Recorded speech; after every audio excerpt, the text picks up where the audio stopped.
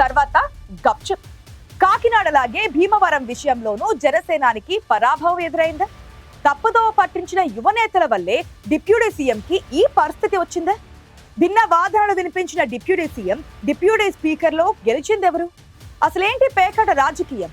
ఎందుకంత రాద్ధాంతం? ఇవాల్టి లోగుట్టులో చూద్దాం.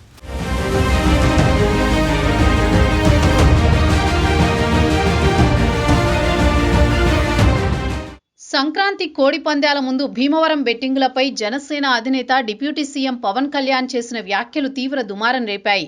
భీమవరం సబ్ డివిజన్ పరిధిలో పేకాట, అసాంఘిక కార్యకలాపాలకు డీఎస్పీ జయసూర్య కారణమంటూ కొందరు పవన్ కళ్యాణ్ దృష్టికి తీసుకువెళ్లడంతో జరిగిన రాద్ధాంతం అంతా ఇంతా కాదు.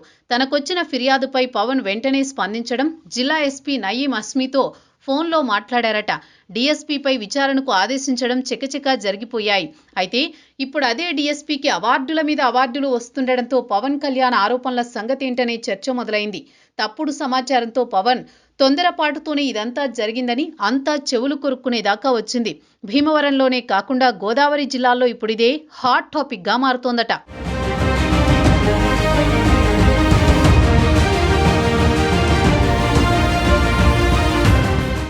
గతంలో కాకినాడలో సీజ్ ద షిప్ అంటూ పవన్ చేసిన వ్యాఖ్యలపై సెటైర్లు పేలాయి. తర్వాత బియ్యం అక్రమ రవాణాపై చడీ చప్పుడు చేయలేదు ప్రభుత్వ పెద్దలు. ఇప్పుడేమో హడావిడిగా భీమవరం డీఎస్పీపై ఆరోపణలు చేసి స్వయంగా జనసేనాని విచారణకు ఆదేశించారు. జనసేన పార్టీ కార్యాలయం నుంచి ఈ విషయంపై ప్రకటన కూడా వెలువడడంతో పవన్ ఆదేశాలు ఏమయ్యాయి? ఇది మరో సీజ్ ద షిప్పా అంటూ గోదారోళ్ల ఎటకారం చూపిస్తున్నారట కొందరు విమర్శకులు. వాస్తవానికి భీమవరం పరిసర ప్రాంతాల్లో పేకాట క్లబ్బులు యథేచ్ఛగా నడుస్తున్నాయని, పోలీసులు అండతో కొందరు అధికార పార్టీ నేతల సహకారంతోనే ఇదంతా జరుగుతోందని పుకార్లు షికార్లు చేశాయి. ఈ విషయాన్ని డిప్యూటీ సీఎం దృష్టికి ఎవరు తీసుకువెళ్లారో కానీ ఆయన ఆ తరువాత తీసుకున్న నిర్ణయంపై ఇప్పటిదాకా రియాక్షన్ ఏమీ లేదు.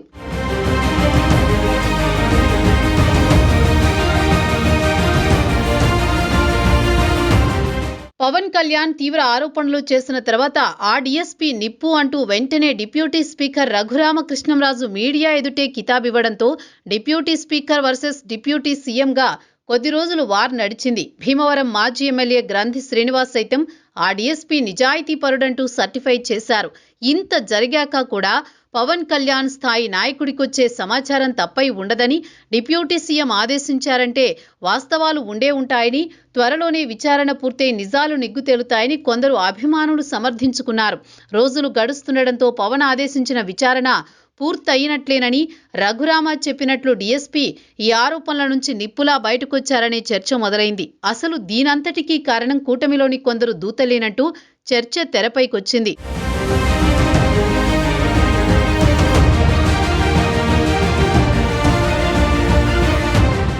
భీమవరంలో కొందరు అనధికారికంగా నడుపుతున్న క్లబ్బులకు డీఎస్పీ అడ్డు తగులుతుండడం వల్లే ఆయనపై పవన్ కళ్యాణ్కు ఫిర్యాదు చేశారని, ఆయన కూడా వెనుక ముందు ఆలోచించకుండా విచారణకు ఆదేశిస్తే ఇప్పుడు ఆ అపనిందను జన సైనికులు మోయాల్సి వస్తోందంటూ గుసగుసలు వినిపిస్తున్నాయట. ఈలోగానే భీమవరం డీఎస్పీ జయసూర్యకు పోలీస్ శాఖలో పలు ఉత్తమ అవార్డులు కూడా రావడంతో నిజంగా అవినీతి అధికారి అయితే హోంశాఖ ఇలా ప్రోత్సహిస్తుందా అంటూ మరోమారు డీఎస్పీకి కితాబిస్తున్నారట.